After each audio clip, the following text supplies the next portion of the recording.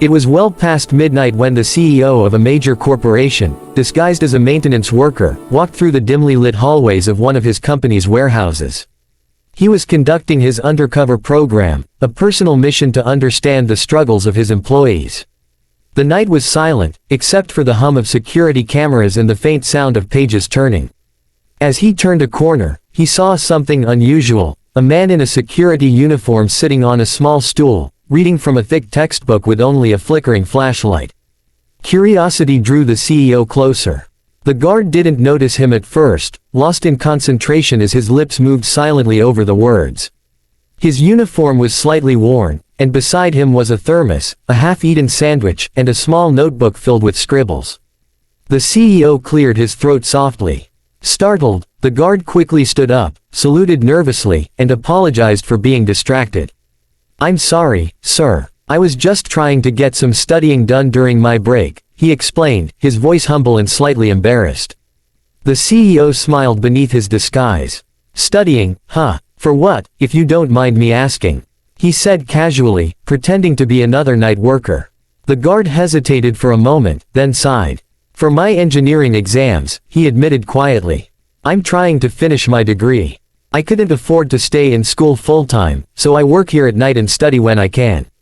His eyes reflected exhaustion but also a quiet determination that immediately impressed the CEO. As they spoke, the CEO learned that the guard's name was Samuel. He was 27, supporting his younger sister after their parents passed away. Samuel explained that he had always wanted to be an engineer, to build machines that could make people's lives easier. But financial struggles forced him to drop out. The only job he could find that allowed him time to study was this security position. "It's tough, but I'll get there someday," Samuel said with a smile that masked the weight of his sacrifices. The CEO was deeply moved. Here was a man earning minimum wage, guarding a building full of equipment worth millions, yet dreaming of a better future. He asked Samuel if management knew about his studies. Samuel shook his head. "I don't talk about it much. I don't want them to think I'm distracted. I just do my job and study when no one's around," he said. His humility struck the CEO even harder than his story. Before leaving that night, the CEO thanked him for the conversation and wished him luck on his exams. Samuel smiled, unaware that he had just spoken to the head of the company. As the CEO walked away, he couldn't stop thinking about the young man's determination. That night, he wrote Samuel's name down in his notebook and circled it. Something inside him said this encounter was meant for a reason, and he intended to find out what he could do to help. A week later, the CEO returned to the warehouse in his regular suit for a scheduled staff meeting. Samuel didn't recognize him at first. He stood in his post as always, nodding politely as the CEO walked past. But during the meeting, the CEO brought up the topic of employee development and the hidden talents that often go unnoticed within the company. He spoke passionately about the importance of opportunity, and everyone in the room listened closely. After the meeting, the CEO called for Samuel to come to his office.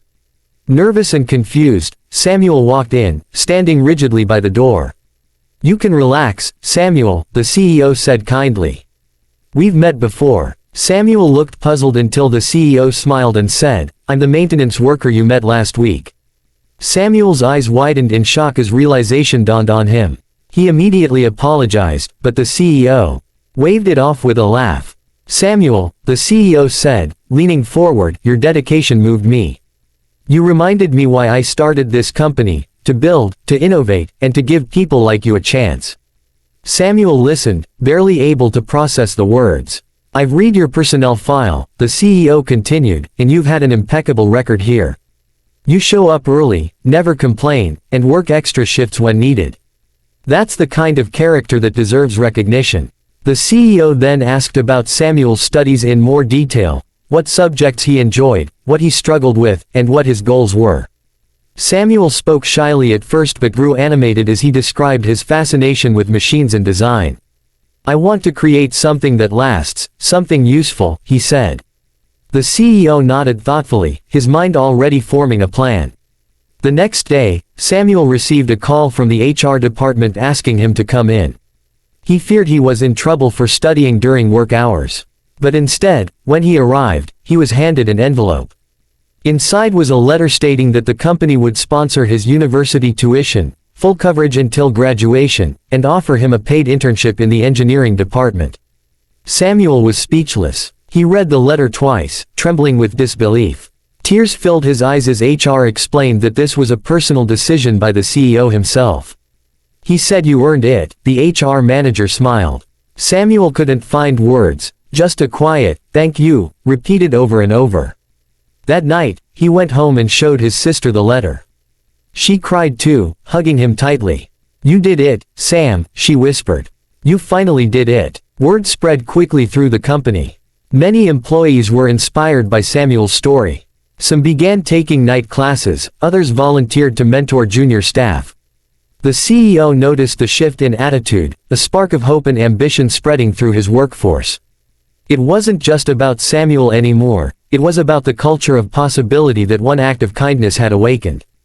Months passed. Samuel continued working part-time as a security guard while attending classes during the day. The engineering team welcomed him warmly, impressed by his curiosity and willingness to learn.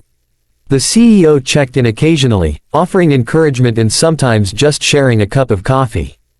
It became a friendship built on respect rather than hierarchy. There were still hard days, sleepless nights, exams, and the constant struggle to balance work and study. But now, Samuel had support. The company even set up a scholarship program for employees' education, naming it after him, the Samuel Initiative. It aimed to help workers who showed both need and drive, just as he had. 2 years later, Samuel graduated with honors in mechanical engineering. On the day of the graduation, he wore a crisp suit, his sister beside him, smiling proudly. The CEO attended quietly in the audience, clapping the loudest when Samuel's name was called. When Samuel looked up, their eyes met, and for a brief moment, the memory of that dimly lit warehouse flashed between them, the start of everything. After graduation, Samuel joined the company's engineering department full-time. His first project involved improving the efficiency of the same warehouse where he once guarded the doors. It was poetic, fixing the place where his dreams began. The CEO often joked, who better to design security systems than the man who used to protect them? Samuel's innovations soon began saving the company significant costs. His designs were practical, efficient, and always mindful of the workers who used them. "I designed for the people," he would say. "Because I was one of them."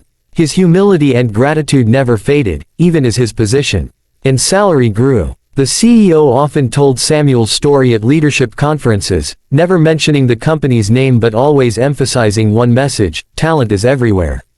Opportunity is not. He would end each speech with a smile, recalling the night he found a young man studying by flashlight, unaware that he was changing both their lives. Samuel's journey also reached social media when the company's internal newsletter shared his story. Within days, it went viral, attracting attention from news outlets and organizations worldwide. People were moved by the power of kindness, hard work, and the belief that one person's struggle could inspire an entire system to change. In interviews, Samuel always downplayed his own achievements. "I just didn't give up," he'd say. "That's all. I wanted to make my parents proud, and I wanted my sister to see that no matter how dark things get, there's always a light, even if it's just from a flashlight." The CEO and Samuel remained close. Every year, on the anniversary of their first meeting, they would meet at the same warehouse.